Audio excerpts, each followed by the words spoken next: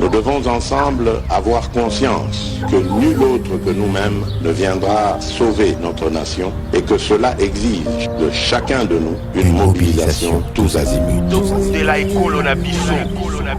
Bana Congo, ekomitango to telema, to simbana na loboko, pe to sala pona ko bundela ekolo na biso, etando mobimba ya ekolo pe ko batela ndelo nyonso ya ekolo na biso. To sangana biso pa. Ekolo Congo démocratique ezali ko bundisama na etumba eyo Rwanda ememi pe na makambo mabe, ko boma bato, ko nyokola bango nzela ya ba M23.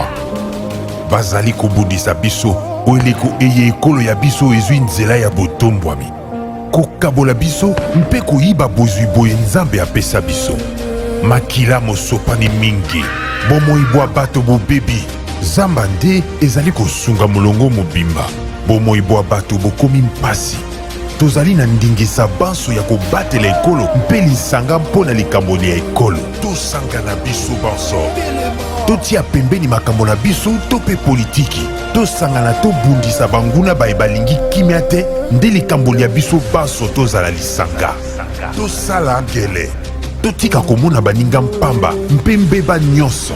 Tolakisa motema mwa kosalisana na bandeko babiso baye bakutani na makama mabitumba. Tosanga na biso banso. Topesa maboko mpe tozala osima ya bilombe babiso ba FRDC mpe na misala minene mia ekolo po ya kozongisa kimia mpe bokengi. Lisanga tobundela ekolo na biso mpe tolonga etumba eye. Batela ekolo, bendele ekoya te. Mardi 27 juin 2023, Mbote. Na binonyo sosi kabozali, ba Congolais de tout bord, ba Congolais de tout genre, ba Congolais ya motema malamu, comme ba Congolais ya motema mabe, binonyo so, topesi binombote. Mardi alelo, boye ba République démocratique du Congo, ezala héritage ya famille Mokote, ezala héritage ya famille Tshisekedi te, ezala héritage ya famille Mbongo te, ya famille Chole te. La République démocratique du Congo est un héritage et à Congolais, nyonso toutes tendances confondues.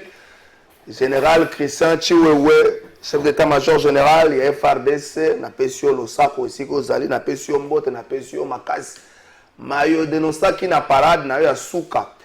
Oyo salaki ya mwa barate na kati armée, njambi ezo sila te, bato ebele baza ko utiliser ba position de force na bango, ba mikomisaka ba demi-die. Esika peuple azozela bango na terre ya Bunagana na Masisi na Ruchuru kuna bazokende te me na Kinshasa komikomisaka baganga kofunda lelo koya na armée wana ta ndenge babongami mwana lelo soka meki toko sas kaje na nzela bobongama na bino malamu kofunda lelo ezali na armée mais bino pe ba civil na tuna bino ezaka molimo nini twaka bino civil ozo ko préférer ko no vanda na camp militaire ozo le wona somba kindako na kata camp militaire civil.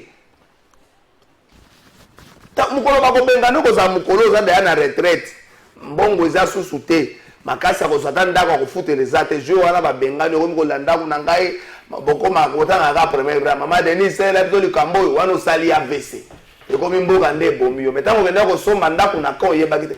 Qu'est-ce qui vous empêche d'aller construire vers l'aéroport bakokende bakotaba babenga ngoni mitendi kokende kotaba mbudi eloko ni boliko kanga makaka na esiko bato balaka. Okomana mutu akone kosomba 10 mètres na commune ya Kinshasa on a tombolé ça l'étage ozoyoka personne de 10 mètres okuta balabala mobima bandako ase bakikoso bato za kofunga moyo na 10 mètres ndeo oliko tombola étage soko talaka bato na kati ya bakikoso. Ministre Pius Mabilo makambo suto zozela yo za ba terrain na qui donne l'autorisation de construire na bato na bisika bongo mais yo zaka mingi soki jour ano longoli zoe Kabila na ndako bokoleka na ba TV na ba sela bokoleka na ba media auto bengani Joseph Kabila na ndako makambo wana kotokuna bozo tia mutu te. Na ba station ndenge tongami na Kinshasa ba station ndenge tongami na jour ekopela tokozika biso nyonso mutu akobika kozalaka ba station ndenge tongami na Kinshasa mutu apesa or ayeba na kate ayeba kata ya mo même kaka de chako yeba que no chanenga zo position la alinga akitisa mais bino ne muta pesa ka ba autorisation ko tia ba station ki tia sa bo bima e ba na kate bo vanda pe bongo ba tout na pe bino te soki ba tout ni bino ko za ba kasi ta ko funda ka ba na justice pe na parti donc makasi na bino yango na mais a militaire ko funda le za bino na kote la ka bino moi mingi mena charger bino pe oza na moi position de force moko bokomi ko mate baninga na yo bokomi ko misele baninga na yo oningi baninga bazala kimia te lokwa mutu aza caporal yo za général oza colonel oza major te wana bilanga na yo mutu wana vivre na pasi yo lia omela bana batambo na jipa armée laisser passer to ya police laisser passer prioritaire ko te ka balo na classe bale no kosoma makara na jipa la police pendant ce temps ba police parce que ka jipa ta ono na bakulu na kote kuna carburé mona na kate mais jipa la police ozo tiele ngwana bale no kosombelo makala na matadiki bala nzamba zo mona bino bakoko pe bazo mona bino ngomona ke bakonzi bele basuka ka mingi malamu ona mokonzi ko mi o AVC yo so mona sergent sali AVC bako no verifia wa bako na ba ka bolu ka sergent ya AVC bako mona bango mingi AVC bana mingi na bagrada likolo sergent ya AVC bazala kate caporal AVC première classe AVC azala kate za passe ko ta première classe AVC lo ba makamune mususu mais première classe AVC bazala kate ko ta ka ba ka to mami araya dinite AVC zo na ba zo wa conseiller ministre sali AVC conseiller ministre zo sali AVC mais combien de ministres basala ba AVC pour nini misale de moi mabe bato bazo sambela ka pona yo soki bilobi ko ina mabe ko mi au peuple on nzambe bon na ko ba mingi te nini de ko la mission na biso ya mukola lelo réplique ya ba avec pa ya tata mokonzi ekolo Félix Tshisekedi monseigneur Donatien Chole a rappelé la président de la République a aussi président de la République a yebi mosala ya église catholique a yebi ngeni église catholique atambolaka malobi pasali ko regretter que ba propos ya ndengwana et outa na monoko ya président de la République a ebisi quand il était opposant il a bénéficié de même service de l'église donc tant que qui opposant il est passé ko bo ça c'est sur la 50-50 au Jamal Kabunda betaka li solo na yango albi église catholique même lelo akotika la toujours na position na ye bani et ça la kana ngambo ya ba opprimé na ngambo ya peuple oyo azali konyoka parce que bitumbo efungwami nani ya kolonga yango ezali na finalité nini tokobeka mwa mke kolobela yango na émission na biso ya mokola lelo avenir électoral en République démocratique du Congo un danger un report ou encore tenir des élections na délai selon le respect à calendrier oyo CENI a publié. Est-ce que la phrase lâchée par le président à CENI, il y a beaucoup d'opposants, ils allaient voter pour nous baliser chemin pour un processus moko et que allez inclusif. Est-ce que la revendication et opposition et qu'on trouve gain de cause na rencontre na bango na bureau ya CENI to ko vendre la yango tango ba député ya Maindombe ba conditionné enrôlement na Kwamut na retour ya paix. Est-ce que contrainte sécuritaire les ali éléments oyo et koki comme mabiso to zoate ba élection na 2023 au-delà ya contrainte financière. Kozanga kopesa mosolo na ngambo ya gouvernement. Est-ce que ezali na idée ya kobanga pona kozanga bila moko na ngambo ya union sacrée ya komemela peuple ou encore ezali na idée ya ko se positionner malamu koluka le bon moment pona koya na ngokuna tope mosole belé ezali kokende na bitumba boyebi ete bitumba ezali na est ya République démocratique du Congo avec cette histoire ya agression na biso na mouvement terroriste ya M23 tokota na kati ya likambango wana ezali troisième thématique na biso l'agression à la République démocratique du Congo les propos ya William Ruto président kenyan sur la sécurité en République démocratique du Congo ajouter eko bakisama likolo ya ba propos ya Ndayishimiye oyo na munoko na bango mibale ba président na babimisa ba phrase lokola tokotikala na mabele ya Congo kino Congo okoma na armée na police moko capable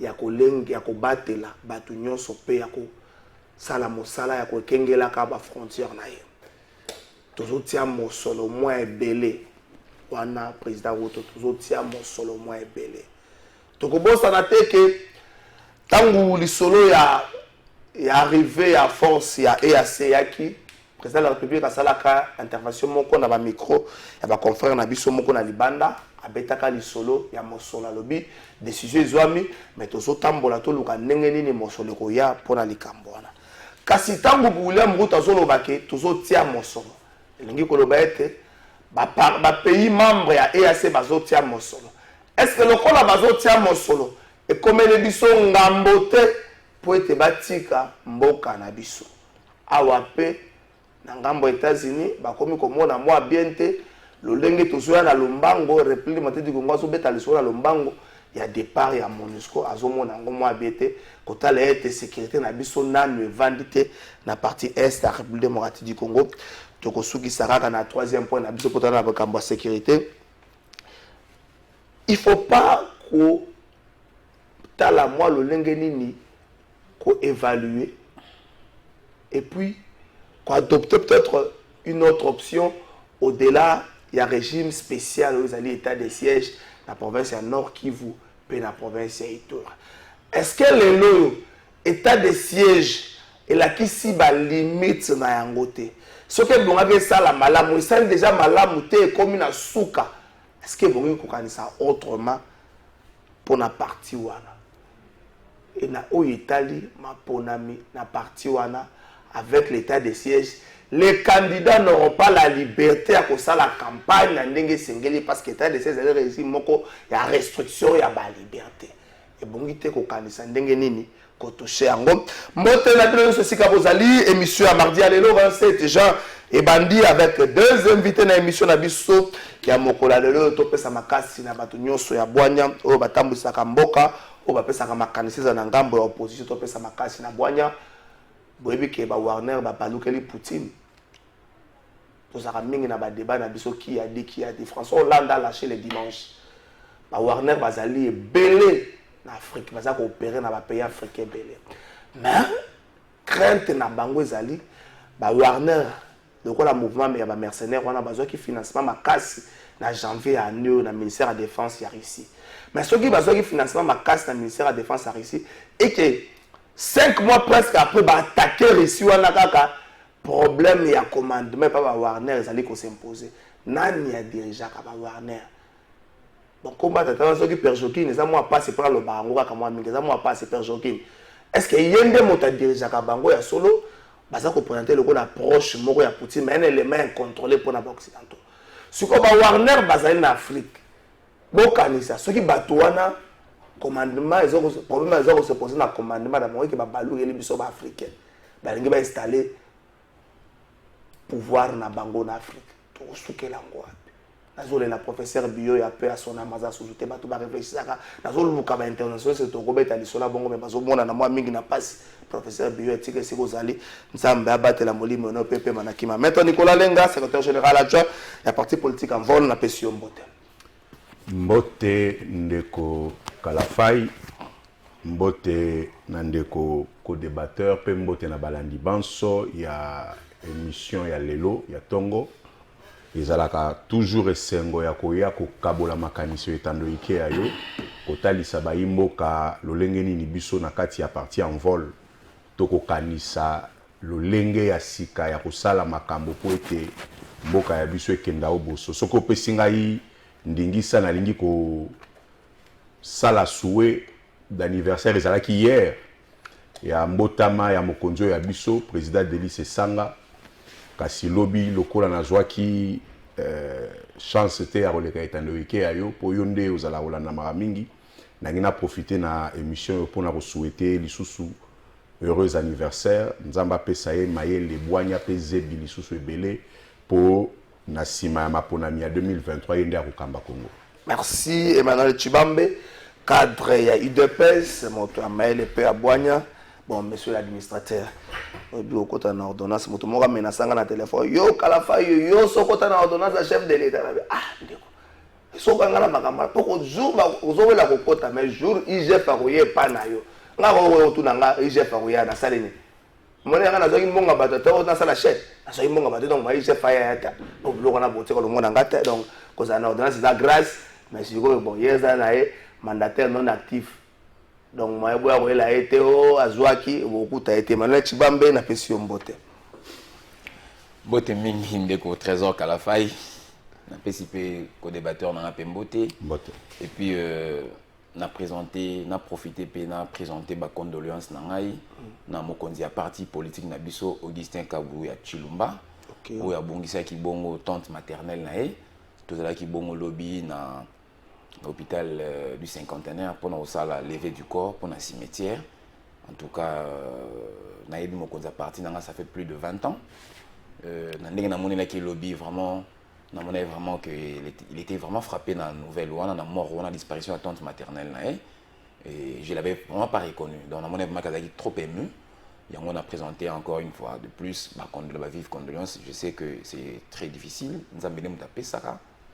nous avons mené muto azwaka donc on a présenté ma condoléance wana et surtout na bengapé excusez-moi 30 secondes na bengapé ba jeunesse ya parti ba tonyo surtout ya parti pour na milulu o ezali lelo na parti politique na biso na 14h na résident na permanence na biso matinée politique à Kafouza on a tout à l'heure na 14h o les animé par yé moko comme partenaire so Augustin Kabou ya Chilumba l'insubmersible c'est comme ça que nous l'appelons merci c'est ça condoléances na Augustin Kabouya na oya bongisa ki tante paternelle tante maternelle na ye tika ete ya wape misa molimo tante na kimia maître Nicolas Lenga je sais pas si tu peux placer 30 secondes à Likambango la question posée par l'inquiétude ou cette question posée par François Hollande est un peu pertinente en Afrique depuis un certain temps la Russie essaie d'asseoir son autorité et la Russie a ça là qui en côté na ba voie moko légal la Russie a utilisé un peu de groupe à mercenaires wana ba Warner mais aujourd'hui avec ce qui se passe en Russie François Hollande s'est dit qui contrôle Batouana et Batouana bazali coopérer dans ba pays ebelé ceux qui bazwa qui ebelé à financement il faut que un mercenaire touche pratiquement selon 25 000 euros donc ça monte au côté na armée régulière te pas ko tsangote ceux qui bateau batwaka mosola bongo pe bazwi financement ma casse na Russie et que lelo yo ba attaquer maître na bango to partenaire privilégié na bango il faut ba pays africain oyo ba itizaka ba mercenaires ba se poser ba question ceux qui lobby bato wana ba ko bongo ba lokela bango te pour basa na moto bazo obéir te au mokili yebi est-ce que les pays africains et bongo basa na crainte par rapport à ce qui arrive na Poutine lelo bon comme vous allez mouké ngai pona nga na koloba boye ils ont engagé nga moko ils allaient à vie à partir de c'est un ressenti personnel ils à la Russie ils à les États-Unis ils à la Union européenne bango tout ba occidentaux ba na politique moko vis-à-vis Afrique aucun respect aucune considération mokolo yo biso ba africain to se prendre en charge pour que tous ala autour d'une table d'égal à égal to négocier normalement bozo ba nengwa négocier là parce que soko moni ngambo ya Union européenne par François Hollande, évidemment les Européens, les Américains, etc. Ils sont d'un côté, bloc il y a autant. Ce que Moniba a à tout prix qu'on discréditer Russie, c'est parce qu'il y a une guerre là-bas sur les intérêts africains. Je ne dis pas que la pratique où il y a Russie, il y a qu'à injecter les mercenaires, etc. Ils ont bien. Mais parti à Occident où ils allaient regrouper na autant. Bango peut baser dans la même pratique, ba finance rapé, ba rébellion, na ba pays à batou, ba s'ingiraka de façon assez cavalière. Na ba politique interne ya batou et donc na bitumbo wana il y a ba guerre de positionnement entre le bloc OTAN na ngambo ya Russie biso ba africain on n'a rien à gagner là dedans biso et sengeli to lukana nous bitumba na biso ezali ya intégrité ya ba frontière na biso ezali ya souveraineté ya Afrique pe ezali ya développement nango o etikali wana eza penza makambo etali biso te ba pota na ba bongisa e bébé bonge kende zonga biso mbeza mingi tozana katite. Merci. Emmanuel Chibambe, est-ce que vous partagez même avec Maître Nicolas Lenga, Makamuna Bango, chacun nanga mona lukaka kosala la Afrique na ndenge ya lingi, mais plus biso africain to lukana nous to vandisa économie na biso to comme des pays puissants, les restes en état biso. Tout à fait. Et ça guerre des universaux de baloba lopoto. Ba français ba monique ba intérêt na bango ils ont menacé depuis pas mal de décennies. Donc ils avaient toujours une même mise sur l'Afrique. La fameuse histoire Oyebi à France-Afrique, donc tout ça, l'Europe Russie, Azolukape, a chapé ma beaucoup na épée na contrôle il y a des pays africains. bon moi na épinglé en fait ou soit na martelé na likambo lobi ya loba été bon na moi na bandelia au mitoni ba question est-ce que banane ba on a contrôle non est-ce que Wagner oui bien sûr tu oui ça m'a dit semaine passée mais à l'heure actuelle on a tombé peu avant mandat kunanga quand de dans la baïtandoïke j'ai vu le communiqué le message du président Poutine na ministre Sergei Lavrov disant que ils ont le contrôle du mouvement Wagner voilà au Basala qui moi Ebina Prejovine donc voilà donc ils ont le contrôle ils ont déjà baissé pavillon la minute où c'est l'armée russe n'est en contrôle à ma camion surtout en Afrique sauf perdition de ma part je sais que Bazan a 2 pays je ne sais pas en tout cas sauf son abo sanité je suis sûr Bazan a 2 pays le Tchad non le Mali na Centrafrique Bazan na éparpillé tendenge lobby mais c'est un mouvement autour de Toloba il faut toujours avoir un œil sur ça parce que tu as évité lobby ce sont des mercenaires qui ont un lobby et ils ont bien été éparpillés à travers toute l'Afrique de peur dans les Camboyo lobby mais à ma connaissance le président Poutine ce matin il affirme que le Wagner basa sous contrôle et armée régulière voilà merci au tega la vigila on a batato milice libéré na botu na tongo tango rolamo retourna wapi baboti bai toke sikoyo réplique ya monseigneur Donatien Chole pa ya tata mokonzi ya ekolo maître Nicolas Lenga tango monseigneur Chole lobi aza ko regretter que ba propos wana euta na président de la République oyo ayebi bien fonctionnement ya église catholique oyo pe eko changer te par rapport ya moto oyo azali na bokambi ya ekolo alobi église wana président de la République a bénéficié de la service tango et belé tango azalaki pe na ngambo ya opposition. Est-ce que cette bataille oyo fungwami batusu batinga vidéo le babilo mumba même asenga pe na église atia moi mai na vinyo polo lenga zoke nango eleki moi makase. Est-ce que bataille oyo ezalite le lenge mususu ya ko église catholique na ngambo chef de l'état to yebininge to banda coopérer botika nanu to batla nanu milimo et ça peut bongo te ya liboso esengeli bakongomani bayebate na makambo yo boye soki ngai nazalaki tata mokonzi ekolo na ngai na benga na ba chargé ya communication na ngai nyonso comment ça babinisi mopanzi mokonzi mboka abini mopanzi ba propos na ye c'est un mélange d'hypocrisie, d'ingratitude, mais aussi une tentative yako zoba population. Mais biso banso to amaele, mutaza na amnesia zate to landaka makambo na bokebi mingi. Oyebi tango ya kolobake akosala makambo pe droit de l'homme alobate. Elobi ebele.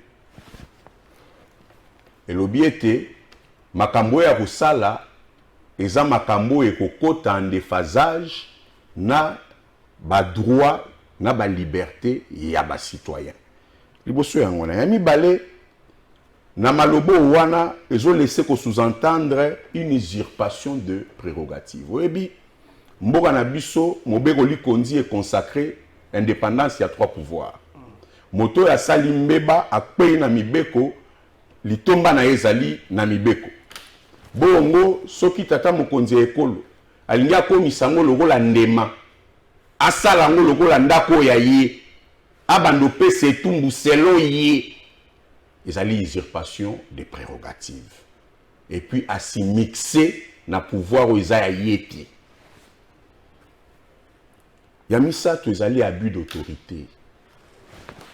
Omoni c'est vrai constitution na biso lobby président de la République c'est une institution.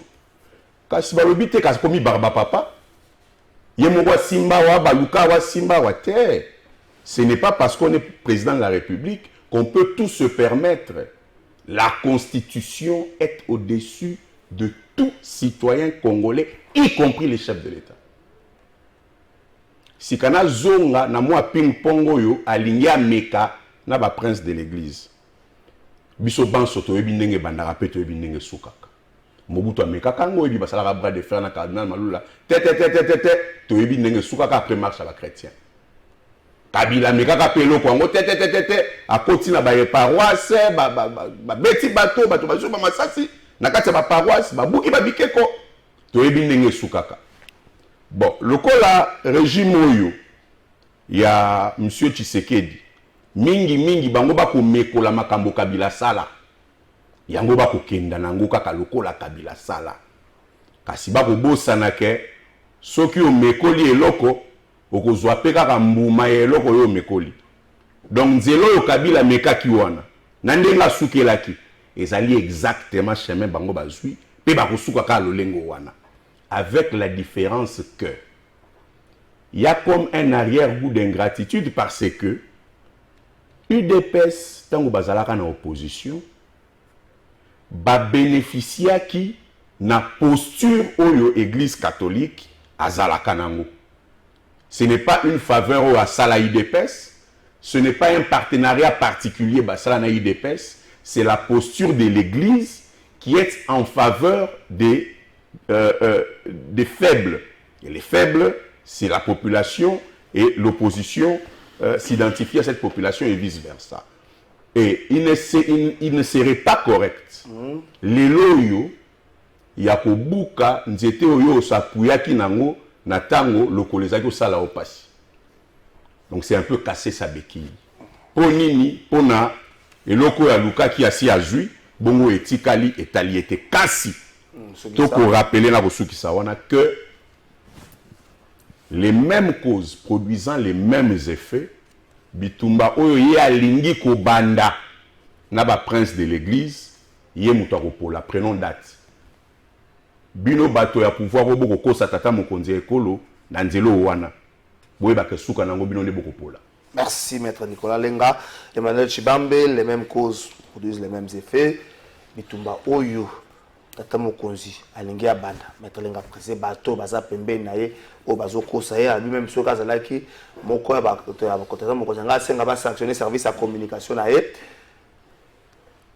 Est-ce que bobo sanité moto nzeto esunga kio na zamba tango koyataka kio lelo bolingi bokata yango?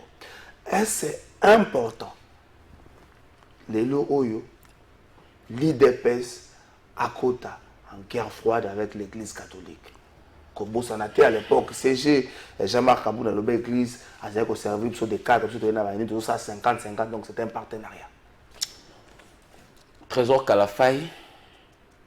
D'abord, on a l'ina pesa Longonia, na service à communication en chef de l'État. Okay. En commençant par M. Eric Nindou, Nathalie Ndeko Giscard Koussema, Nathalie Jean-Pierre Wafonia et les autres. Pourquoi on a pesa Longonia? Pour un outil communicationnel au chef de l'État utilisé qui lors il y a discours, en fait, ce discours, ce manifestation, il y a un bougement, il y a jubilé à Monseigneur Kombo Kiminga. Les discours, il y a chef de l'État, il a dit, moi je suis expert en communication, ou un collègue de l'université dans l'Oyebi. Il a dit, outil moko, il fallait que mon konzamboka a utilisé dans moment wana et puis bien précis. En tout cas, on peut tout dire. Dans mon rabato balekaka, ba jubilaka, ba jakasaka sur la communication chef de l'État. Na tchewana mo pembe ninga na zui kaka o elikaki avant-hier na bougement, je dis c'était parfait. C'était vraiment parfait. Il était temps que quelques évêques de l'Église catholique basent à la rappeler à l'ordre. Parce que on avait, je dis bien, je parle français. Hein, parce que tout le monde est comme si cacophonie côté nakati à l'Église catholique. Cacophonie. Il y avait de ceux-là qui se croyaient Bazali Kolami Beko, puis donc ils peuvent faire tout ce qui est balingi. Mais hein, il était vraiment important que Baz à la recadrer. Et moi, je félicite le chef d'État dans la sortie Wana pour rappeler bango que RDC ezali dépoto arte, RDC ezali Kafarnaum te, RDC ezali Mboka ou ezana Beko. Ce n'est pas n'importe qui, ou n'importe où au Bini, ou parce que osa tel, osa abbé tel. Non, il fallait rappeler Batouana à l'ordre. Avant na kota na ni nayo. Nayo ki ndeko alobi était mokonza mboka alobi akosala nyonso tout ba acte nyonso to akosala au détriment des droits de l'homme. Non. Non. il y a un lobara été bandé opposition tellement ba consacra déjà boanya na bango na mutema bia ko bio loba été qui c'est dans la raison ba perdaka même na réalité makambo ibimaki normal bango ba ke ba déformer yango chef de l'état lobi boy et c'est même repris dans la constitution. La constitution lui reconnaît ses droits. Il n'y a que Moutoumoko aux constitution et se reconnaître na ba droit wana. Chef de l'état lobby boy ba congolais bayoka ba vidéo et ba réseaux sociaux. A lobby était en tant que garant du bon fonctionnement des institutions. Ndenge conseil au conférer droit wana a côté pour permettre que Moutoumoko aya ba dérive na kati ya mboka. Aya ba pratique moko ya kosala mabe tout ça surtout dans un moment crucial oyo mboka ezali ko connaître moment ya guerre ozala nani soki mutu apesa martelé soki mutu moko ya bongo azali mibeko ya mboka ekolanda ye alors mibeko ya mboka ekolanda ye peu importe bato bakoloba droit de l'homme droit de quoi que ce soit parce que le droit de l'homme il faut que les gens comprennent. Le droit de l'homme, oui, on a besoin du droit de l'homme. Nous sommes les démocrates. Il a même rappelé. Nous respectons le droit de l'homme. Alors, beaucoup de gens, comme au Canada, ceux qui ont sali non! Ça, c'est de l'utopie. Droit de l'homme, constitution. Non! Sur une constitution, peu importe le droit de l'homme, il se fier à la constitution de parce que la constitution, on a. Koulouk dans la délit c'est ça, là parmi les rédacteurs de la constitution. Koulouk dans la délit c'est ça. Oh, nous devons représenter le plateau. Il est parmi les rédacteurs. Tant que c'est ça, dans l'Assemblée nationale, dans la constitution, Félix Tshisekedi a limité opposant. Il a pouvoir. Donc Tshisekedi a inventé et l'autre côté. Alors c'est la gamme Makambo, la délit c'est ça, dans l'Assemblée nationale, dans le Parlement. Il a appliqué en tant que démocrate. En tant que respectueux des textes, il y a pour appliquer ma résolution Wana. C'est ça. Peu importe le droit de l'homme. C'est le droit de l'homme et l'autre qui a un déphasage dans la constitution Mokanabiso. Nous allons respecter quoi? La constitution de notre pays. Et ça, le président de la République à Lobaki. Il n'a pas dit qu'il va bafouer sur le droit. Il n'a pas dit ça. Il n'a pas dit ça qu'il va bafouer le droit de l'homme. Non. Donc ça, c'était juste... n'a pas précision de détail pour que tu comprendre. Et puis, bandeko na biso ya église catholique mon frère. Est-ce que c'est important beaucoup dans la guerre mokona bango? Il n'y a pas non, il n'y a pas une guerre. Le chef de l'État les a rappelés. Nakala no zo bakala na zo en ciment. Pour moi que les similitudes ne sont pas les mêmes. Église catholique, tout ce qu'il faisait à l'époque, moi j'ai marché à mon frère. Moi j'ai marché. D'abord je suis chrétien catholique pour Oyebi. Je suis un chrétien catholique. Je suis un catholique. Quand nous marchions, c'est parce que régime passé.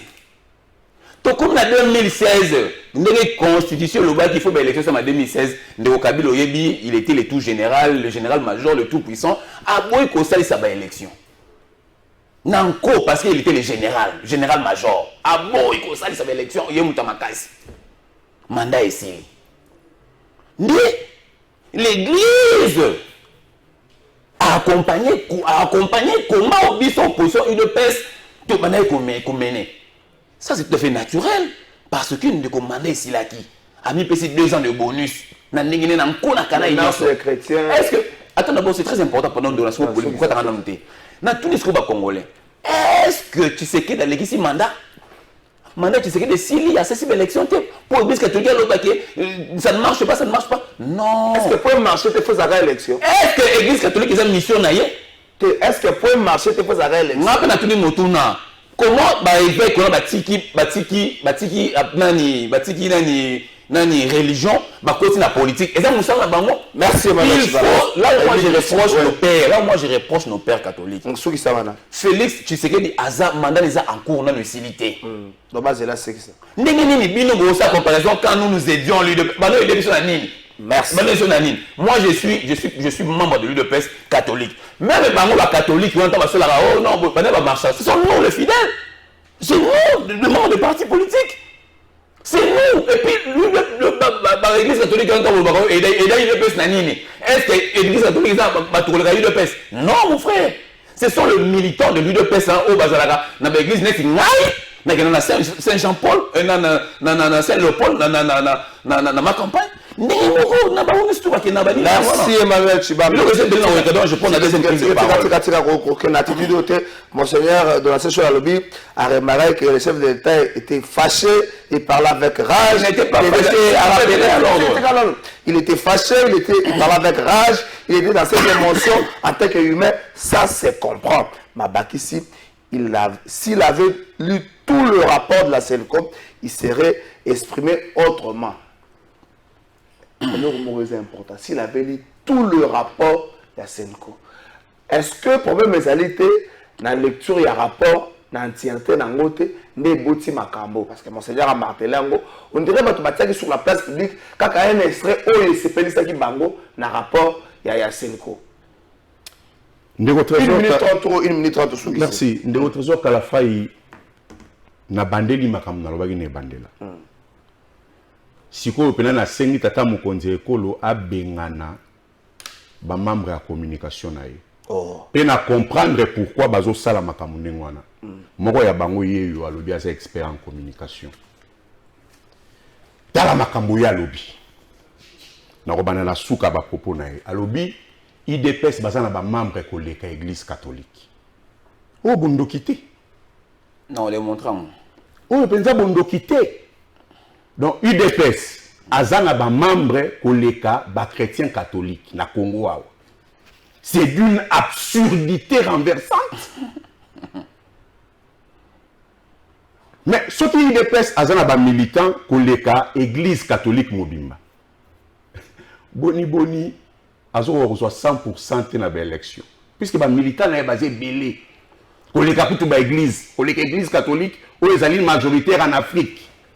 Mais bango IDPS bazana ba militant koleka église mobimba. Mais même bazo qui majorité parlementaire en 2018. O ezali bondoki. Na poursuivre. Alors bili kamoko ya motu ya bravo l'expert en communication IDPS. Habitant ba ko la constitution ba président c'est sanga na bato muso abwanya. Oya bango wana azali na limité kuna ausani na bosani mambolobi. Azali na limité kuna. Donc bato basali makambo yo ya yebi ku tutendenge basali la kyango. Ya zo sale la kaka batu ausala makambo bato na basalaki. Siko bato basali constitution ba ko lakisa yo ko yo yebité. Oko tia tembi. Yo so kombi ko tanga za problème na ngai. Biso bato to sali likambo.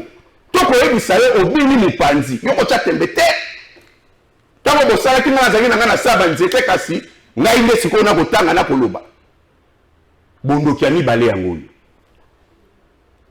Alobi biso to kolanda constitution soki droit de l'homme est en déphasage. Ah Christ Jésus. Bon, c'est normal. Tant que tu as la constitution, bango ba na saba nzete na limité. Monsieur, constitution basala kayango en se basant sur certains principes, notamment ceux du respect des droits de l'homme. Donc ça passe en déphasage. Et pour qui qu'on a en déphasage te, pas si vous tout est. Voilà c'est le komango répéta kayango pour kangayango. Constitution et se basaka sur certains principes, notamment ceux du respect des droits de l'homme. Si qu'on parle des droits de l'homme, ils ont violé. C'est dans l'exercice de certaines procédures. Motoa Salimbeba et c'est le libo kangaye. On est bon de faire un parquet, bino botindi ba komba na bino ya aner. Babandi ko kanga moto neto na kisa pour we ba ku ba tse ba mainoto sokini babandi ko nyaka mbusu. Ça c'est dans la pratique. Ezali makambo constitution te. Donc bango bazo comprendre le ko wana te. Alobi lisusu mutu moko ba pesa droit wana na kati ya constitution ezali mokonzi ya mboka droit ya garant du bon fonctionnement. Vraiment. Et ça droit et ça prérogative. Bon mon amote le là, ba sur moi privilège moko te. C'est une charge, une responsabilité monsieur. Et ça prérogative. Mais ce n'est pas, il y a un abus d'autorité. 30 secondes. Attends 20 secondes na silisa. Mais amate ya malonga esengeli bango bakanga yango pona bango na bango ba expert en communication bakenda ko bongisa. Oh, qui expert na ngai yo. Si vous voulez comment le protéger, c'est bon, vas-y. Merci. Congo ba twa ba nyonsologue. Ngai nazali juriste, praticien au quotidien. Na ko kota makambo ba communication na yona te. Na ko loba makambo. Vous avez terrain na OTC bon. Si makambo ya constitution o ya yebité. Tant que je demande à Kosala yango, bango bazana saba nzete. To koyebisa bango ke bakemo pandi. Akoti langa tembe. Yango na lobby ayekola po abungisa communication na ye. Mokonzi ya mboka aza garant ya bon fonctionnement ya ba institution. Ceci veut dire quoi? Esengeli ye asukuma ba institution wana po basala musala malamu. Azana na œil regardant. Yende sengeli nde makambo ngaka loba na église catholique et sengeli sangonde ba chef ya ba institution. Po basala musala correctement. Yango musala na ye. Alors te je ne tolérerai pas. Yo nani o le constitution le ba je. La constitution consacre l'indépendance des pouvoirs. Il y a un pouvoir judiciaire. Mais il y a ce pouvoir-là de faire ce travail sur moto à Bouki Mibe coupé. Loi ezalarani, ezali na répertoire ya ba infraction. Pe ezali na ba sanction eza assorti nango. Okoko kenda musika nango te. Pe kolobete tango na ko agir. Peu importe makambo droit de l'homme et roloba. Ezali mépris ya constitution. Ayebi constitution te. Yango la preuve yango yo. Batole ba roloba soki makambo wana est touché droit de l'homme biso to la constitution. Merci maître Léna. Yo dernière intervention dans le dossier. Yo catholique est à la base des misères de notre pays. Merci Ndeko. Jus Mongeli a un message à Batezo côté Belé. État que Emmanuel Chibambe ya nola bon on attend à quelques messages. Oyo qui maître Nicolas Lenga. Bon avant que to kota kuna. Bon c'est sur la lobby, ceux qui tata mokozi ko la tanga ki communiquer na bango nyonso. Alangaki ya loba bongo te mais na koyo tata mokozi ko la comprendre que communiquer wana tata mokozi tanga yango te. Est-ce que les gens utilisent communiquer na extrait oyo pe bato muta panza yango mona que non ezo sepelisa ngai. Est-ce que problème c'est là qui te kaka na point wana ndeko na ngai na landio na bokebi nyonso. Nazo senga na ba congolais ba fongola constitution na bango na article o bande ba komaki biso na sanzete article 69 ba onde ba komaki mais ils ont du mal, ils ont difficile même à l'interprétation. OK. Le président de la République est le chef de l'État. Il représente la nation et il est le symbole de l'unité nationale. Avant de continuer, il est le symbole de l'unité nationale. Tant que vous avez quelques évêques catholiques, batiki mission pastorale na bango.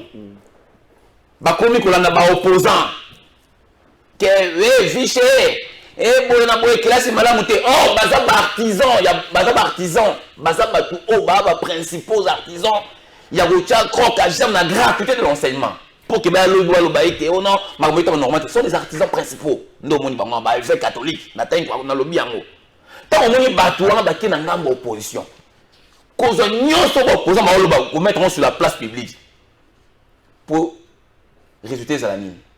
Tant qu'on va opposer au salabon pour bénéfice na sima voilà pour que ba le comme ba renverser pouvoir na biso pour bon le bakota na bokonzi oui ou non oui des bonnes ça c'est des bonnes guerres entre les opposants mais là ba pasteur ba continue comme en tant que qui ce n'est pas la mission leur dévolue non il faut pas avoir la mission na bango la mission pastorale c'est ça ils veulent mettre en mal le symbole de l'unité nationale il doit le rappeler à l'ordre c'est pourquoi je dis que mais c'est les chefs de l'État, ils acquis vraiment bien ficelés.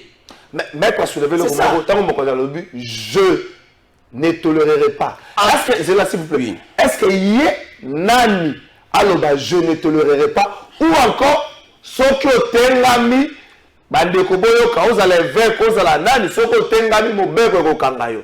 Likambu ya guerre na est et banda na era Tshisekedi te, banda kala. Mais les guerres, on a pas opposant à l'église catholique, c'est lui le responsable. Tout ce qui va se passer dans ce pays, c'est lui le seul responsable, c'est Tshisekedi. C'est pourquoi il a dit, en tant que responsable, de quoi il dit, je ne sais pas, parce que ce sont que les rédacteurs à Nini Onaï. mais ils sont difficiles à l'interprétation. Zonga siko na moto na. Il y a un moment qui je ne tolérerai pas en tant que responsable. Le pouvoir lui est conféré par l'article 69 de la Constitution. Ce n'est pas nous qui l'avons rédigé. Les rédacteurs sont difficiles à l'interprétation. Nous nous sommes dans la pratique du droit.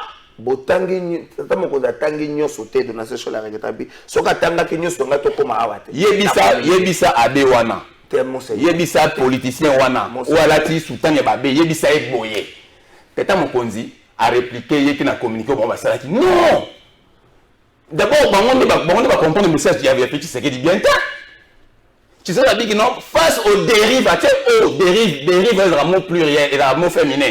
Tant que aux dérives, ça veut dire que, et comme les délais de certains, alors même communiquer dans la côté. Puis avant communiquer avec nous, nous sommes les délais. Avec sur le nez à comprendre. Monseigneur Cholé. Monseigneur sur le nez à comprendre. Discours, il y a tout un Konzamboka. Il y a un discours, on a fait la TV à l'Andé, on se souvient. Le chef de temps, il n'a même pas répondu, il n'a même communiqué. Non. Il y a un temps de garant de bon fonctionnement des institutions. À tout moment, il dérive les alliés et belés. A même à rappeler un peu le discours. Merci. À rappeler Bango alors de ça, c'est très important. C'est la comparaison. Oh, l'église catholique, il y a seulement quelques faits. Sauf que l'église catholique est vraiment basée sur le côté à peuple. Je suis catholique. Hein? Ceux qui Cholé, Nambongo et les autres, la population, il fallait battre Mokonzambo, il fallait battre il fallait qu'il soutenir le programme de gratuité à Mokonzambo. Oye bindenge Cholé, Nambongo babundi sayango.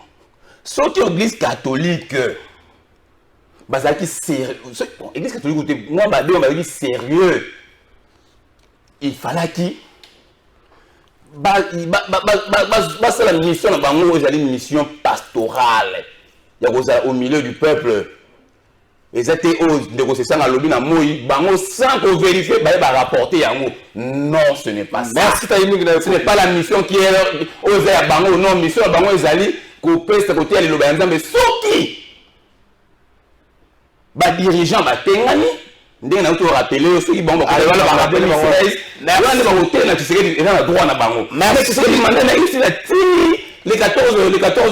le 26 janvier 2024 les mandats na esili. Merci. Il y a encore 6 mois de mandat. Merci Manuel Tshibambe. Bonjour monsieur Trésor, que monsieur l'expert en communication Tshibambe arrête de faire la honte de l'IFASIC. Il est vraiment à côté. C'est monsieur Jiguel Luzolo depuis Mamou. À côté de quoi? Il est côté. Alors ça va élément. Merci. Emmanuel est très médiocre aujourd'hui. Rock. Oh. Merci Ndeko. Ndeko Mouato m'appelle la numéro exact. Bonjour. Trésor, un tes invités à lire entièrement ce fameux rapport des évêques pour laisser les de chacun des fonctionner. Mais John depuis Ville, merci John avant la monarchie. Bonjour de votre trésor, s'il vous plaît, nous sommes vraiment choqués dans le message de notre président Atali Kambo et Isaac Kimia et les Kanyonso. Merci Ndeko. Message à ma Congolais, Bisson à Bisson. Bonjour de votre trésor, Maître Lenga toujours dans la réalité, Boyende, force et opposition, Toza Lisanga, pour toper sa peuple congolais, Oyo Azo Lukalobi Sylvain Sumbu. Merci. Bonjour Trésor. Pourquoi Tozo Tika la kaka na débat wana ya église catholique? Il faut qu'on ait boye dictature Oyo IDPS Ezo Sala Lelo Abosani ke église nde Asala IDPS pour akoma na Bokonzi. Bonjour Trésor. Quand Félix Tshisekedi commence à ignorer l'église en particulier Ezo la qui sa fraude électorale en téléchargement, il faut tout comprendre Ndeko Kalanda Jean Simon. Bonjour Trésor.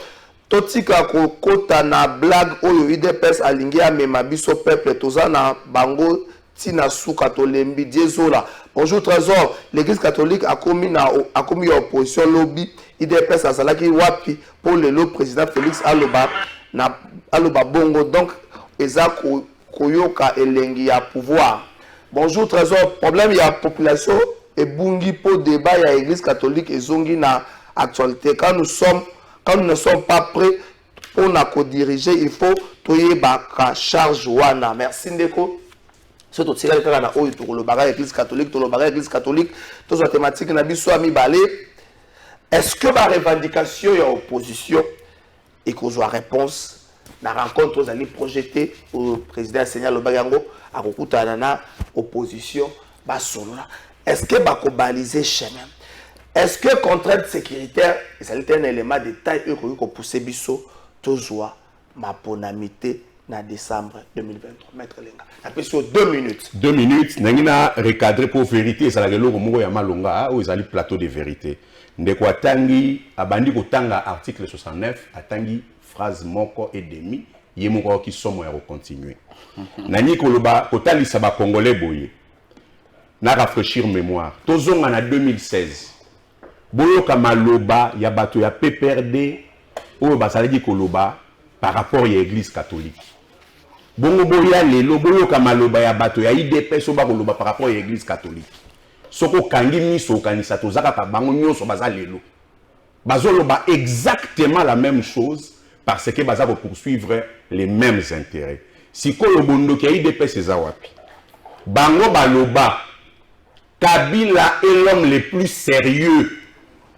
Yango wana ba kosala exactement makambo Kabila zayi kosala.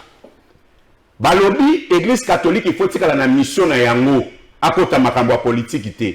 Bongo tango église catholique azalaki sur terrain avec l'opposition.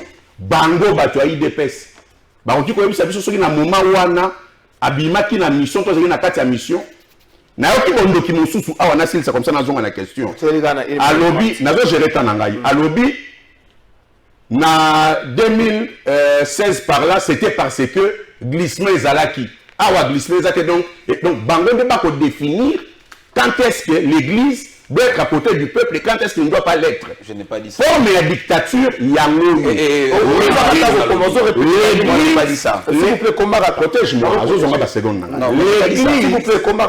l'église est à côté du peuple par rapport à la misère et au brimade. Si on a la question en 1 minute. Seni. Bisoto yebisi eboy pona kobandela ndeko kadima. Landa na bokedi mingi makambo na boyebisa yo. Na lobi boyi. Soki yo ozali na mapeka ya komema responsabilité ya fraude électorale.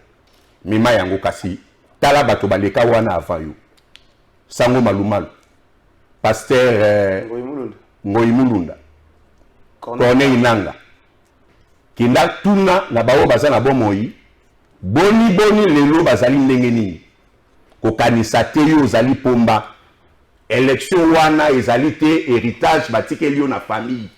Ezali prioritaire naza na 40 secondes na ngatika sisa. Ozo banga nini? Ngam na kosola na Denis Kadima. Yo ko banga nini? Na lobi boye ndeko Kadima. Biso ba Congolais to ko pesa 5 ans ya vie na biso à travers ba élection yo. Ko sala na ngoma sécurité. Tolingi fichier électoral ezala nettoyé et audité normalement par une boîte indépendante. Tolingi résultat publication bureau de vote par bureau de vote. C'est au salima seki peuple des années. Merci tonton on a meeting Emmanuel le soit 2 minutes na question oyo. Est-ce que Ndenge Denis Kadima a annoncé qu'il y a une rencontre moko na opposant et lingi to lo bakeno bazali ko baliser chemin pour na processus moko inclusif. Na bosana ke lo moko vous avez 2 minutes dans 30 secondes parce que c'est vraiment capital. Précédemment, j'avais dit que biso ba toyi ba de pes tout allez ni collègue ba fidèle politique et ba fidèle catholique. Je vais m'expliquer. L'église catholique regorge 40% des fidèles dans bon biso. Ça veut dire ba majoritaire. Ils ont la confession monsieur Ezali, ils sont à 60%. Ils sont minoritaires. Donc aujourd'hui, mon église catholique ne peut pas être prévalente dans la confession religieuse. Ce sont la classe. Aujourd'hui, mon église catholique, je suis catholique pratiquant.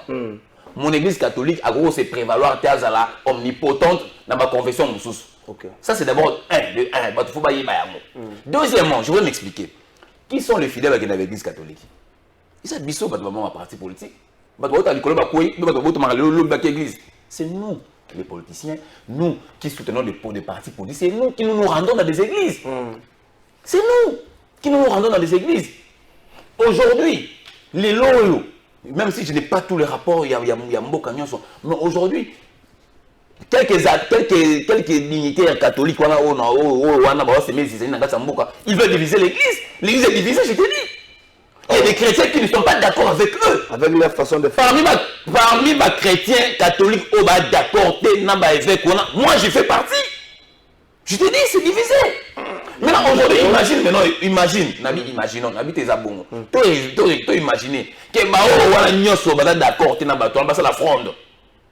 J'ai dit, je suis en train d'imaginer, je réfléchis à haute voix. C'est ce que moi je ne souhaite pas. Imaginez que Batouana Otoa d'accord, l'église catholique en otage, c'est la fronde. Parce que nous ne sommes pas d'accord avec eux. Quand on a question dans une minute, c'est dans ce sens-là que j'ai expliqué. Une minute. Une minute. Question dans le local de l'école de Mandimi Boy, donc tous la procédure morale que il y a tous les jours, ça a toujours été que compétition, il faut battre sur Bassan Akati. Ok. La règle du jeu est à respecter. La règle du jeu est à respecter. Depuis longtemps.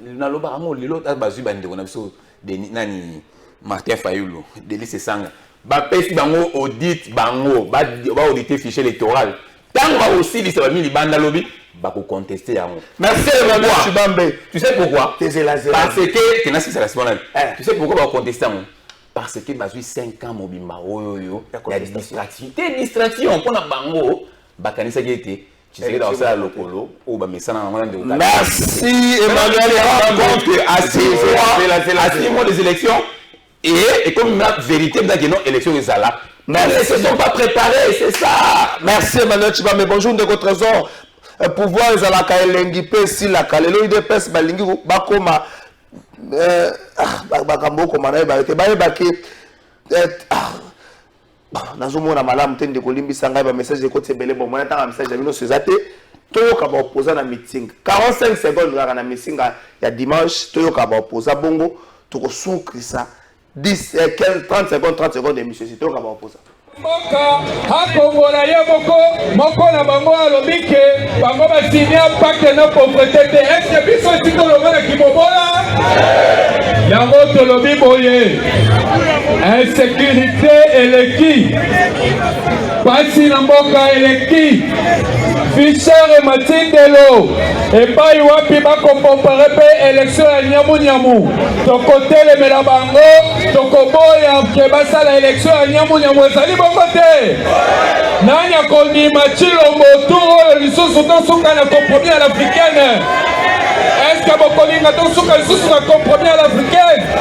Bokolinga lisusu bayiba baponami. Na yango tolobi boye, toteleme la fraude électorale. Toteleme la fraude électorale. Toteleme la fraude électorale. Na kosenga na bino bipai biso bozali, tobete la présidente Délice Sanga maboko. Bobete la présidente Matata Ponyo maboko. Bobete la présidente Martin Fayoulou maboko. Bobete la présidente Moïse Katumbi maboko. Et tout ma haute kotika te. Ezali etumba ya venir ya bilenge. Bilenge sengeli na biso to telema to tikela chilo bongo kotisha lisusu na mapolamité. Ezali bongo. Merci, bonjour, plutôt de vérité que nos évêques catholiques reçoivent nos sincères félicitations pour leur courage et ne dire que la vérité malgré les menaces des ennemis du peuple. Si l'église n'est pas populaire, alors Mukuna est populaire. S'il se comporte mal, alors Mukuna se comporte bien. Ah,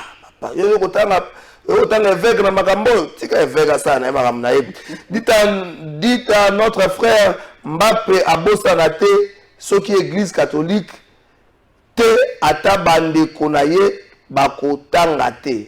Oh, mais l'école père adventiste zalaka, l'école père armée d'Israël zalaka. Il y a Michoni. Bonjour Trésor, je connais bien Samuel. Samuel c'est qui? Et j'aime bien les suivre. Emmanuel ou Samuel. Pendant les émissions même, le problème est que Azad du bon côté de l'histoire et du mauvais côté des affaires de l'État. Yangonde Ezo Zangisaye Maloba. Président Félix na gouvernement na ye batika konyoko la bande koboye. Bakomisa bango Bazoba na plateau sans... Oh non, non, non, non, mon frère, c'est trop chargé. Moutaza Zoba na plateau à sa tête. Bonjour, Ndeko Trésor. Si vous pouvez dire à Ndeko Chibambe de lire l'histoire, l'Église catholique ne fermera pas sa bouche devant le mal. Kabila et Mobutu, qui étaient militaires, n'ont pas réussi à la fermer. Qu'ils apprennent à bien gérer et surtout à éviter de détourner l'argent de l'État parce que le peuple souffre. C'est messieurs Jupex à Delvaux. Merci Badego à Delvaux et monsieur Komina Souka. L'appel Sabango Bataro, maman a reclôturé. Donc, quand c'est état de siège ici, là, une minute, il me dit cette émission. Ma propos à William Murutu. Ma propos à Ndaishimi, Zotambola Ndenge Moko, Bakotika Mboka, Nabisote et assez. Pour aussi longtemps, population. Gouvernement congolais, le bazomo na musala et assez bakende. Tu évaluer l'état de siège. Est-ce que l'approche de l'élection, et c'est que tout continuer aux états de siège, dans la province soit non aussi longtemps, état de siège, aller restriction à la liberté, ma candidat, on a la campagne une minute sur qui ça. Na une minute, nangai na okabolango 20 secondes depuis 40 secondes na makambo question. Na yina ibi sa population boy. Encore une fois, expert il y a communication IDPS. Il y a IDPS. S'il vous plaît. Si vous êtes expert en communication, non, il doit recadrer. Il faut expert en communication. Non, respectez-moi en tant que tel. Je ne suis pas expert en communication de l'IDPS. S'il vous plaît, Alingati est expert en communication. Parce que c'est ma formation. On consulter même dans la partie Moussous où on a consulté un service à communication à ceux qui n'ont pas. C'est service c'est bon. Donc il a bénéficié de mes services. C'est bon. Je dis, il a bénéficié de mes services en tant qu'expert en communication. C'est bon, s'il vous plaît. Restons vraiment et respectons-nous mutuellement. Ça, moi je demande comme ça. S'il vous plaît. Pour on y mettre, on a déconné par rapport à la réalité. S'il vous plaît. Expert en communication, membre à IDPS. Ok. Makambo lobby awa a Kosibino. A lobby na kati église ba politicien de bakenda. Langi na tout faire voir yé expert en communication, membre à IDPS. Que na ba église ba militaire bakenda, ba policier bakenda baza politique. Ba fonctionnaire bakenda baza politique. Société civile kenda baza ba membre ba parti politique. À part bango ne ba politicien pe bazali. Donc na expertise ya lié ya communication abongisa côté kuna na tangi sika 40 secondes na 40 secondes na ngai makambo yo ruto na ba misusu ba koloba wana esengeli bango ba yebisa biso tango to ko pekisa bango balobi te diplomatie agissante bango ba konzi ya diplomatie lelo yo diplomatie wana ezali wapi bakoki koyebisa biso ba résultat ya diplomatie wana ezali wapi tango biso to koyebisa bango Rwanda so attaqué bango balobi balekisi moto na bango wana ya porte parole ya gouvernement wana te Rwanda ko attaqué te c'est un faux bruit bakangi de Rwandais congolais et de Rwandais na sol congolais na bateni balakisi bango tata mokonzi ekolo azwi bango azongisi bango na Rwanda ye moko alobi te nga nalingi bitumba te nga nalingi ko eza na ba 40 secondes na lobi chef d'état nani commandant suprême ya ba armée ye moko aleki na etando eki alobi nga nalingi nanga guerre te nalingi masolo bokobunda lolenge nini ye moko commandant suprême alingi na ye bitumba te tolobaki makambo ya EAC wana ezali faux boule. Merci. Et vous pouvez se logoter batika yango to sale l'expérience ya Sadek. Baboyi lelo bazongi na idée na biso to yosai bango ya makambo Sadek. Kasi bokoki ko sala do sécuriser ba frontière te soki bozali na armée ya malonga te. Merci maître Nicolas Lenga. Emmanuel Chibambe, une minute sur ça. La ligne est ba congolais nyonso. Bomona yi ba expert en droit. O ba sala rédaction à constitution na biso. Ils ont difficile à communiquer exactement au moment où bakomaki. Yango moni biso ba to sala communication. Totangi. O bango ba likiso maele. Bango ba kanisa ba likiso maele te alukuta. Même ba médecin et belé ba likiso juste maele. Bango mo ba koma na constitution, ils ont difficile à kotanga yango. Ndo moni biso ba to sala communication ba expert.